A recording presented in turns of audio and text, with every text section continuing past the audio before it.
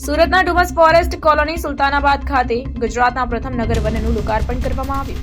આ નગરવનમાં મુલાકાતીઓ માટે આફ્રિકા અને ઓસ્ટ્રેલિયાની 12 પ્રજાતિના 100થી વધુ એક્ઝોટિક પક્ષીઓ દર્શનાર્થે રાખવામાં આવ્યા છે।